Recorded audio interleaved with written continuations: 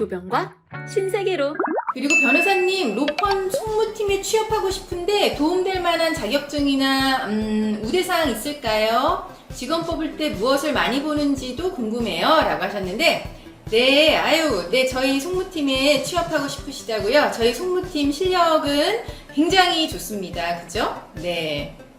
직원분들 없으면 아무것도 못합니다. 네, 직원분들이 엄청 성실하시고 일을 잘합니다. 도움될 만한 자격증이나 우대사항,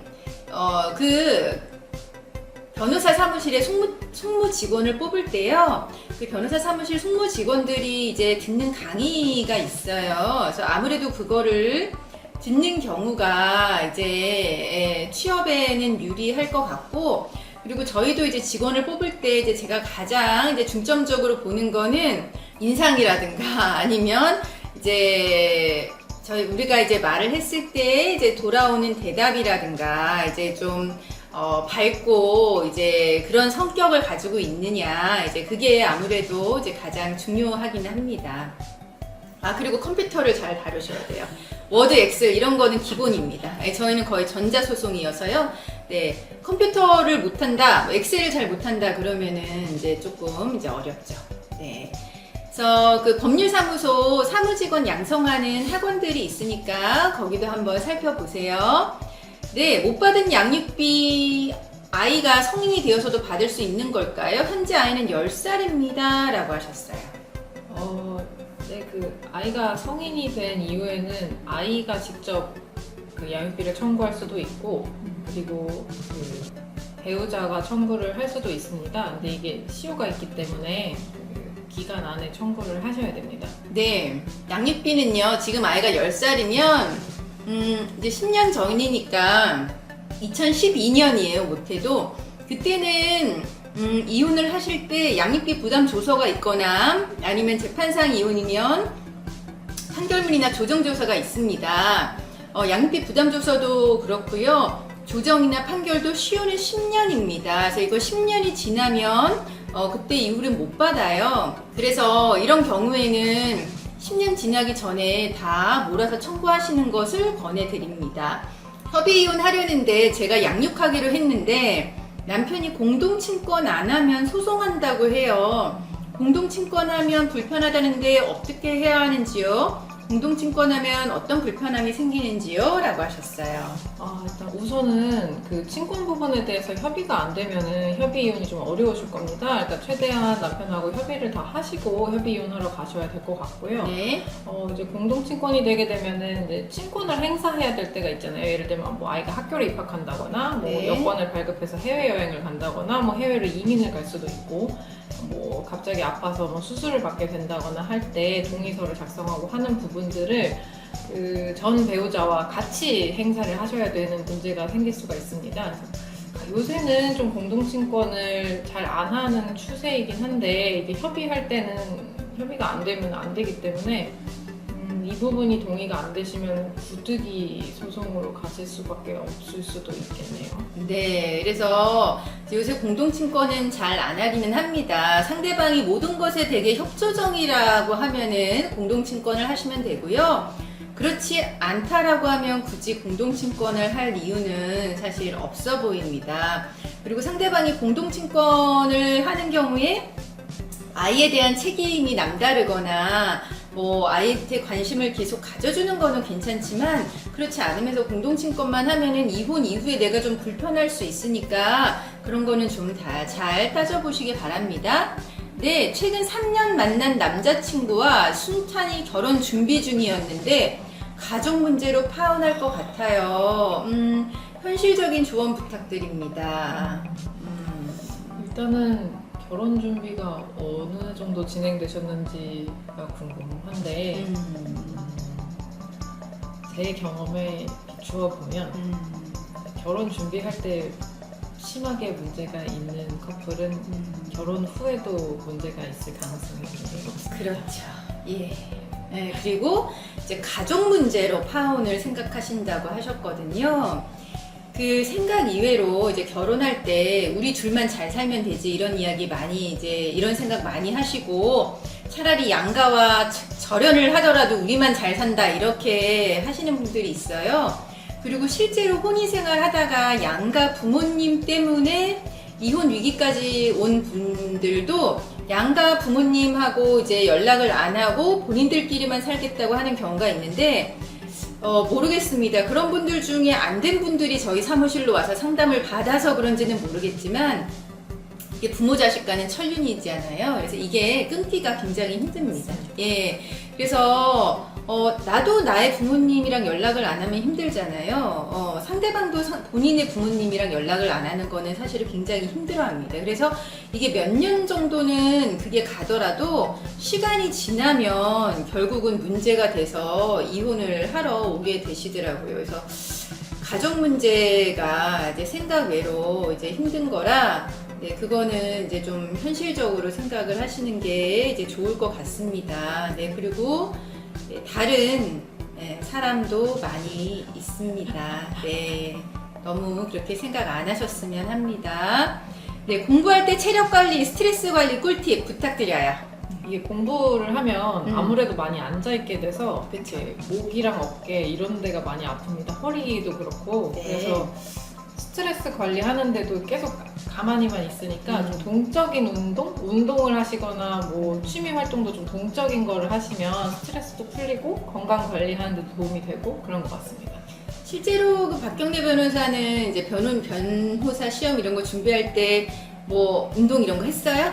네, 그 이제 뭐 격한 운동 이런 거는 좀 잘 못했고 저는 주로 산책을 많이 했습니다. 아, 산책을. 네. 예. 그래서 나는 이제 그 사실 공부할 때는 요가를 좀 했던 것 같고 이제 변호사 되고 나서는 이제 태극권은 했었던 것 같은데요. 하여간 공부할 때 나름의 이제 스트레스 관리는 하셔야 되고 지나고 보면 운동은 하는 게 이제 좋은 것 같습니다. 네, 운동해서 피곤해서 공부 못하면 어떡하나 막 이런 생각은 하시지 말고 운동하고 체력 관리 이제 하시는 게 좋지 않을까 생각이 듭니다. 네, 바람핀 여자는 외국인이고 애가 생겼다는데 어떻게 대처해야 할까요?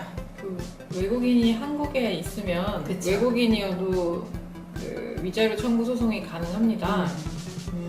아이까지 생겼다고 하면 그러게요. 네, 좀 고액의 위자료가 인정될 수 있을 것 같은데 네. 일단은 상대방의 소재를 좀 파악하시고 증거를 확보하시는 게 필요할 것 같습니다. 네.